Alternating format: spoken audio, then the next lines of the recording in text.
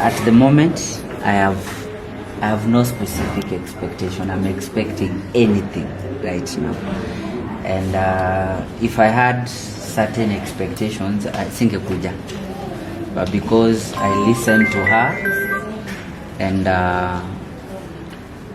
her story is genuine, and you see, vile tu nimesema, jua mwenye anajua mama na baba ya mtoto ni mama. So she has a strong belief that mimi ni mtoto wake, and I didn't want to refute that or write it off before doing my due diligence and something scientific. And that's why we came to Dr. Duo's hospital, La Femme, because we wanted a facility that can give us genuine results, and someone that can do this. Ndasemaje, hata sina words. nataka tu na expect anything. Okay, na Diana ajaongea about this story, kunaendaje? Sababu hata yeye pengine anashangaa mali yako, so yeah, unajua something very, it's a sensitive matter. It's not a matter ya ku comment just. Tumeambiwa after 14 days the results zitakuwa out pale. Hebu tuambie, kitu ya kwanza ukipata ni mama yako, na kitu ya pili ukipata sio mama yako. Sijapanga anything. And I think the first thing is to make sure that mom here amepata closure, that this is it, okay? And I don't know, Dr. Tu, in such situations, sijui mnafanyanga aje before mtu results, sijui how do you? So kwa kweli kuna, kabla tupeane results, kuna counseling. Na hiyo counseling hasa ni kuhusu matokeo and the effect ya matokeo. Wenda kama tunasema hapa results ni mbili, kuna yes na kuna no. Ikiwa kuna no, there's an impact that is there in terms of the family, in terms of you as a person, in terms of sasa kureconnect hiyo miaka yote, and the same thing for mom.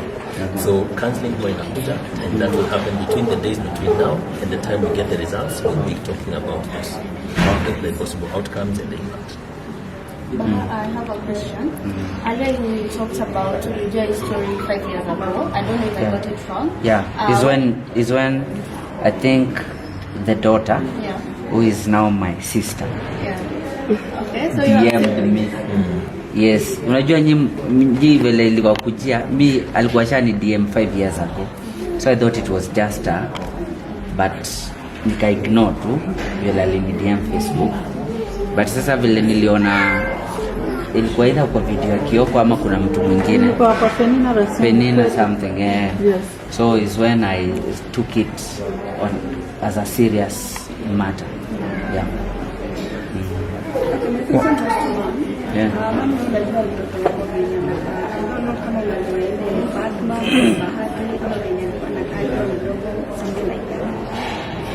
Siwezi nikashiki sana bila alikuwa mdogo, lakini kitu kilikuja tu ndani yangu. Kasha tumekuka bila hivi. Akaniambia uchungu wa mtoto. So nikawa na kinoa vile yeye pia alikuwa na kinoa hivyo, nasema sasa mtoto nimwacha mdogo sidani. Sasa na tata, lakini kiliendelea kunilasimisha, wewe mtoto wako na kutumia. Kilisitu kabisa. Nikamwambia Mungu, kama ni siri yenyewe kwa mweka ndani. Na nimetembea na miaka nilikuwa nimefika 6 nilikuwa nisema nitakufa naye, singetoa. Mungu ndiye alilazimisha. Sasa ndio saundi sikuwa sinitisha nitafuta. Mimi nikasema nitamfikia aje, sina uwezo nitampata. Sasa Mungu, kama wewe mwenyewe uko na njia unataka nipate huyu mtoto, na kuna kitu ulikuwa umeweka ndani mwake labda kimekoma, sawa, acha mimi nije kunitafuta. Sasa ikawa siku moja niko kazi nafanya shughuli zangu, kwa mtoto wangu nikafungua TV. Pastor akakuja kwa TV. Mimi nikasema mimi sipendi by the time nimeokoka, sipendi mambo na mapasta wa TV ni waongo. Kitu kaniambia hapana. Sasa nilikuwa kwa room nyingine, kaniambia vitu tuko mama. Tukikaenda tukila tuko kwenye natoka. Umsikilize huyo mtu akona kitu akona message. Ati ni pastor kutoka Kongoma. Hebu wasikie kuna kitu anataka kwambia. Enyewe nilirudi nikakaa nikamaliza. Bila alimaliza sikufanya kazi. Roho yangu ikafika. Kuna kitu kimeingia ndani yangu. Nikafunga kazi. Nikisha akanipigia mbona kufanya kusema nilikuwa na kitu. Nikasema hii pia ni ya maana. Nimesikiliza tu sauti ya Mungu. Nikaenda kwa nyumba sikuridhika, niliendelea kusearch. Nikapata hiyo pasta na tukaongea. Na nikatafuta ilikuwa rahisi tena nifikie pasta. Neema ya Mungu. Mungu akitaka kutumikia kitu ndani yako achezi. Ilipiti kwa watu na fea, lakini ilipiti nikafute pasta siku 2. Ya kwanza nikatoka kupika industrial, nikampigia simu akasema si leo, ni Sunday pia sikuchoka. Nisema Mungu acha niende. Enyewe ilikuwa karibu tumfikie, lakini mwenye tulikuwa naye akachoka. Nikamwambia usichoke. Wana wa Israeli pia ilikuwa rahisi. Walichoka ndipo wakamfikia Mungu. Wacha tuendelee kuuliza. Lakini bahati nzuri katoka katokelezea tu. Atufile kalitoka. Sasa katoka kari yako nzuri. Unaweza kuwa pastor Israeli. Sasa akasema huyu Chakoya. Akasema huyu aliishi kwa hili cheo. Nikasema akini huyo. Ati hapa tu chini kanisa. Tulimfikia na tuliongea na yeye. Apia alimaliza kanisa. Hiyo miro yangu kwa simu. Huyu pastor atamaliza saa ngapi kanisa? Yaani kitu kiko tu ndani nataka nimuone. Kanisa kabla chaisha wakasema mkimaliza mtaenda kwa pastor mdogo. Mimi nikasema sitaenda mdogo. Lazima niende tu kwenye Mungu amenidirect. Mwenyewe nilimwendea na tukakaa chini. Kauliza pastor niko na kitu na nisumbua. Kuna ndoto zinanisumbua sana. Na kabla sijakwambia naomba msamaha kwa Mungu kwa sababu kuna mtoto nilizaa nikapeleka hospitali. So mtoto mimi hata nilienda wanitia wakakataa. Mimi nilikuwa nimekiva hata sina acha na yeye. Wacha tuikae basi Mungu alikuwa mpanga. Lakini huyu mtoto bado ananivutia. Ananiuliza yani sina amani. Nitafanya hicho mchungaji. Akaniambia unaona muone. Ndio mtoto kani kamuona anakuja ni baba. Anaweza tu bahati tena majina yenye niliita ni hiyo. Anaambia mimi ni Kevin. Nitafute. Sasa mimi nimeshinda vile nitampata. Na Mungu amenidirect unisaidie. Akasema sawa, acha basi kesho ukuje tuongee. Akanitumia pia nikaenda tukapatana tukaongea na akasema siwezi mfikia lakini wacha Mungu tu mwenyewe afanye nini amtafute.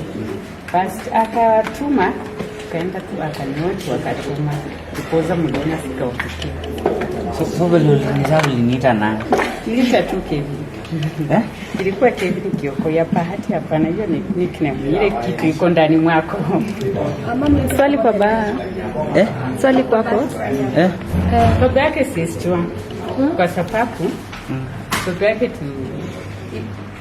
papa yake tulipatana nikiwa msichana, ilikuwa 1993. Nilikuja hapa kutafuta kazi. Mimi nilikuwa nataka kazi. Na kumbe Mungu ametoa tu Western, kuna kitu nilikuja hapa. Kufika hapa iko kazi sasa nilikuwa Mungu sasa hii ni nini? Sasa ikawa tu tukakutana na yeye kwa kazi mahali nilikuwa nafanya kazi. Walikuwa wa vijana watatu, wawili na Mkamba. Sasa Mkamba ndiye alinipendeza nikampenda. Yeye akasema yeye hataki urafiki, anataka kuoa. Sasa mimi nilikubali na tukakaa na yeye karibu miezi 7. Alafu nikamwambia sasa wacha ni tutakaa kabla sijaambia wazazi mpaka wachue niko kwa ndoa.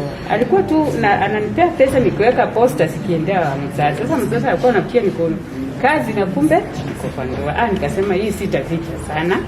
Nikawa niambie wazazi. Lakini usema kweli mama yangu alikataa. Nikasema hapana, hiyo ndoa nikajaribu akakataa mara 3. Na ndio tukishasikilizana ndio niende kwa kijana akakataa. Sasa nikasema nikamwambia kijana si kwa ubaya mama amekataa, wazazi hawataki. Na kitambo si kama saizi, si tulikuwa tunaheshimu. Sasa akisema hii barabara hapana, lazima usikie mzazi. Sasa ikawa ipo tu. Ilifika baada akaenda kwa shule. Sasa ndio saa ile wasasi walikataa, nikaambia kijana, sasa wasasi wamekataa kutaka. Kijana asikia machungu sana, lakini nikamwambia pole, ni wasasi lazima nipate sherehe. Sasa tukaachana, mimi akasema sawa, kama unasema enda, lakini mimi nami sitakaa hapa. Heri sasa machungu yangu nami niende wapi? Mombasa, sitakaa hapa. Ukirudi Sidani utanipata. Mimi nikachienda, sasa mbele nilikuwa na mimba. Sasa nikakaa, mbe kaendelea, akasema hapana, acha nitafute mchama sana, nani atanisaidia hata kama wazazi wamekataa. Kurudi pale sikupata. Juzi kitambo haikuwa tuko na simu, nilikuanga na call box. Sorry. Na call box watu walikuanga nao wale watu mmoja, si hata watu wote. Sasa angeniachia hiyo namba ya call box, tunaenda Mombasa mahali fulani. Sasa nikasema tu sawa, Mungu kama unataka ikuwe hivyo sawa. Mimi nilikuwa na hiyo machungu plus kumpata, nikasema nami sitaki watu wa kwangu wachio penye niko, nami naenda kujificha. Ndio nikajificha, nikaa nakaa tu na msichana mwingine mpaka vile kifika wakati wa kujifungua. Huyo msichana kwa yeye ametoka ameenda kiparo yake, lakini mimi nilikuwa siendi tu, nilichoka. Nilikuwa ananiacha kwa nyumba. Sasa nikaona dalili ya kujifungua ilishafika. Nikasema Mungu hapana, nataka nijifungulie tu kwa nyumba peke yangu, lakini ndio ikasema hapana.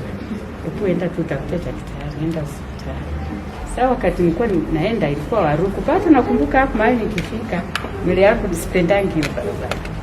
Hapo tu ndio nilifika pale nikashindwa sasa kutembea hiyo mlima.